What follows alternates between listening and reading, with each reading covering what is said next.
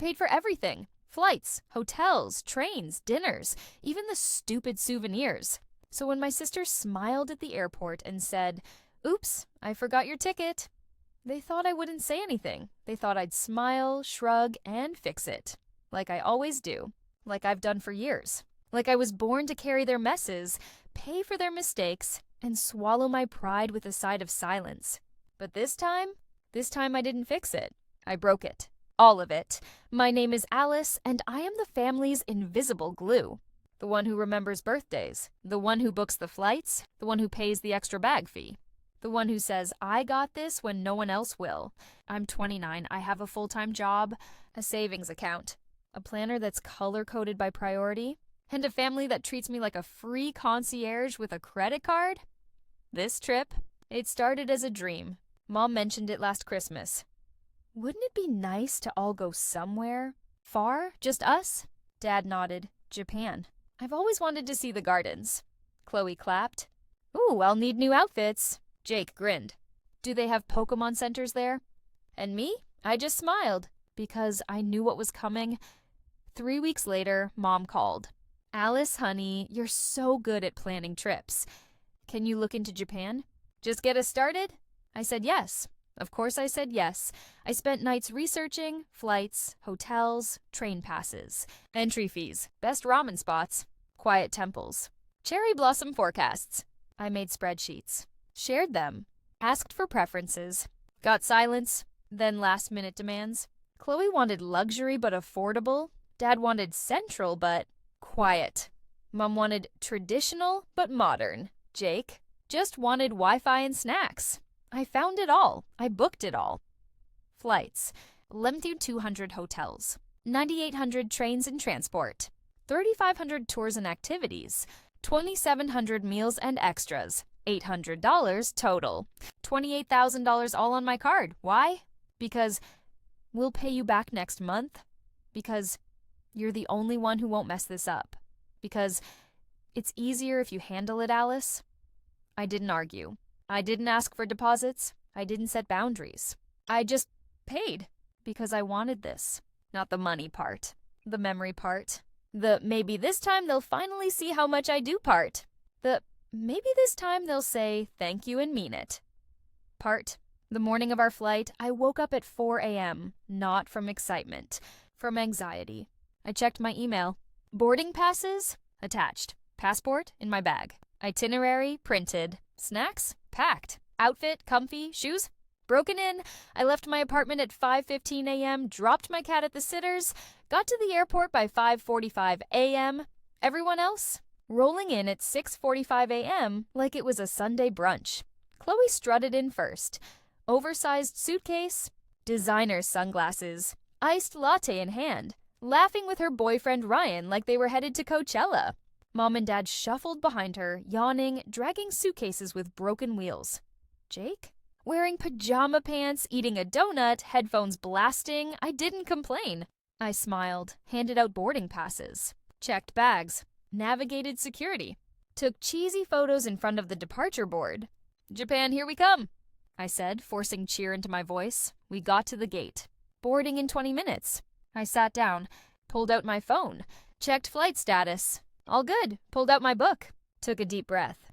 For the first time in months, I let myself feel excited. Then Chloe plopped down beside me. Smelled like vanilla perfume and privilege, so, she said, smiling too wide. Funny thing, I looked up. What? She giggled. The kind of giggle that means trouble. I may have forgotten to book your ticket. I stared at her. Didn't move. Didn't blink. What did you say? She waved her hand like she was shooing a fly. You know, the ticket. Yours. I booked everyone else's. But yours just slipped my mind. Oops, my stomach dropped. You forgot my ticket? To Japan? After I paid for everything? After I sent you 3 email reminders? After I texted you last night saying, see you at gate B12? And you replied, can't wait. She shrugged. Yeah, my bad. But it's fine. We'll fix it at the counter. You're good at that. You'll figure it out. I didn't yell. I didn't cry. I didn't beg. I stood up, slowly, calmly, like a storm deciding when to break. I pulled out my phone, opened the airline app, found Chloe's. Booking.canceled it. Found Ryan's. Booking.canceled it. Found Mom's. Canceled it. Found Dad's. Canceled it. Found Jake's. Canceled it. Every single one. Full refund. Immediate? No. Questions. Chloe's smile vanished. What are you doing? I looked at her. Dead in the eye. If I'm not going... No one is, Mom rushed over. Alice, what's happening? Why is your sister screaming? I showed her my phone. The empty bookings. The refund confirmations. The zero balance. I paid $28,000, I said. For all of us. I handled every detail, every confirmation, every payment. And Chloe forgot my ticket. On purpose. So I canceled the trip. For everyone. Dad's face turned red. You canceled Japan? Over a mistake. I turned to him. It wasn't a mistake. She looked me in the eye and smiled while she said it. This wasn't forgetfulness. This was entitlement. And I'm done feeding it. Chloe grabbed my arm. You can't do this. I've been planning my outfits for months. I pulled my arm away. Then you should have planned my ticket too. Ryan stepped in. Come on, Alice, don't be dramatic. Just rebook yours. We'll cover it, I laughed. Not a happy laugh. You really think I'm that stupid laugh? You've said we'll cover it for 5 Christmases, 3 birthdays, 1 transmission replacement. I'm done believing you. The gate agent announced final boarding.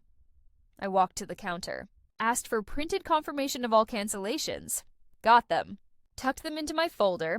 Then I turned to my family, standing there stunned, furious, helpless, and said, enjoy your day. I'll be at home, in my bed with my cat, and my silence. I walked away. Didn't look back. I didn't go to Japan. I went to the coast, booked a tiny seaside cabin.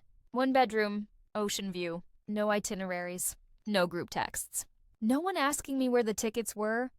I slept for 12 hours, ate fresh crab rolls on the pier, walked barefoot in the sand at sunset, read a novel. I'd been saving for vacation, and for the first time in my adult life, I didn't feel guilty. I felt powerful. 3 days later, Chloe showed up at my door. No makeup, no heels, no attitude, just quiet. She sat on my couch, looked at her hands, didn't speak for a full minute. Then she said, I'm sorry. Not, I'm sorry you're upset.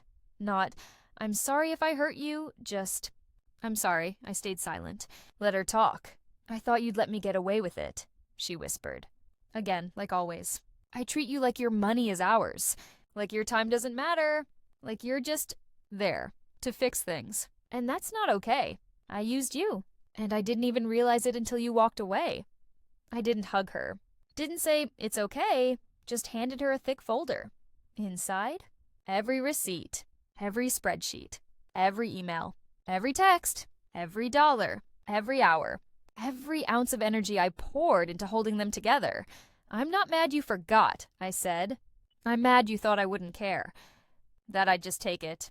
Again, that my presence was optional. But my payment wasn't. She cried. Quiet, messy tears. I'll pay you back. Every penny, I shook my head. No, you'll earn it. By never doing this again. By treating me like a sister, not a sponsor, she nodded. I will. I didn't hear from them for 5 days after I canceled Japan. Not a text. Not a call. Not even a meme from Jake with a crying cat caption that said, when Alice ghosted us, LOL. Silence. Thick, heavy, final. And for the first time in my life, it didn't scare me. It didn't make me anxious. It didn't make me check my phone every 5 minutes wondering if I'd gone too far. It felt peaceful, like the world had finally stopped spinning on their schedule and started turning on mine. I stayed at the coast, booked an extra week, didn't tell anyone, didn't post a single photo, just lived, slept with the windows open, letting the salt air fill my lungs like medicine. I walked barefoot on the beach at sunrise, collecting smooth stones and broken shells like they were pieces of my old self, discarded but still beautiful. I ate breakfast at a tiny cafe where the owner knew my name by day 3. Alice, right?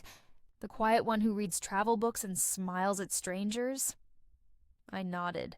That's me. I didn't open my laptop. Didn't check my bank. Didn't reply to work Slack messages.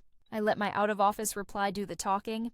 Alice is offline, recharging, will respond when she's ready. And for once, I meant it. On day 6, Chloe showed up alone. No designer sunglasses, no latte, no performance. Just jeans, a hoodie, and red eyes. She stood on my porch like she was waiting for permission to breathe. I opened the door. Didn't hug her. Didn't slam it, just looked at her.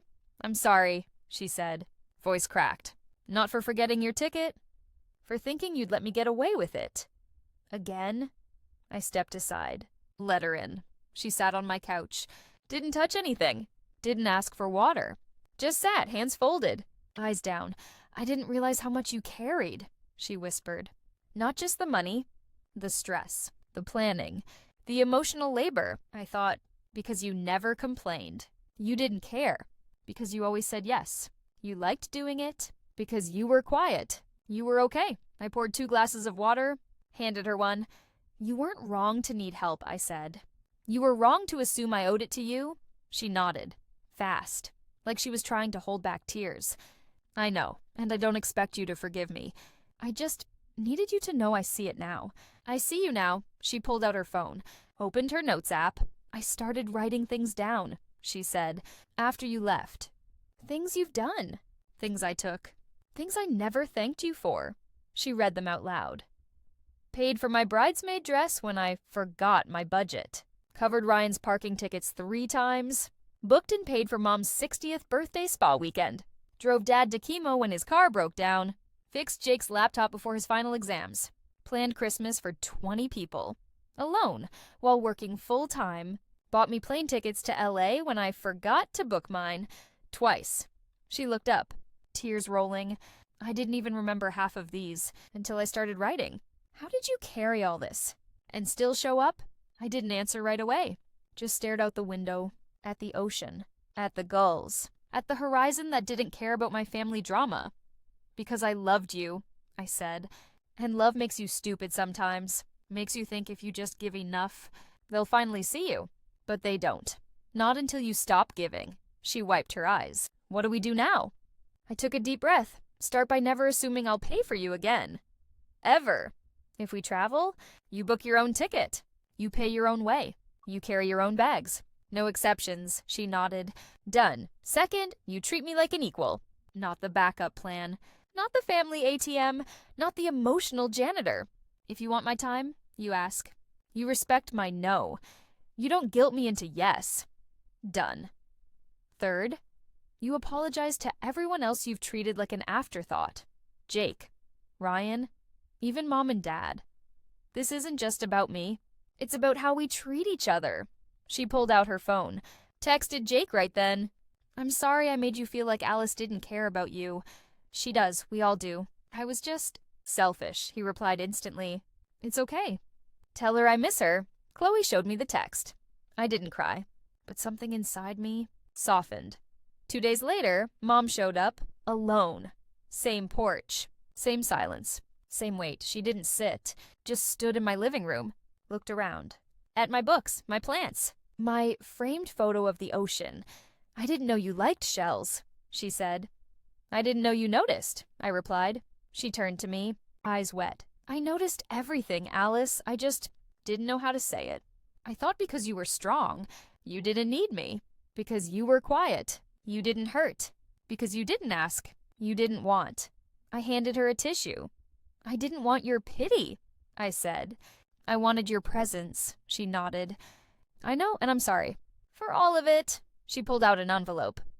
Thick. Official. Inside? A check for $28,000. "Your father and I sold the boat," she said.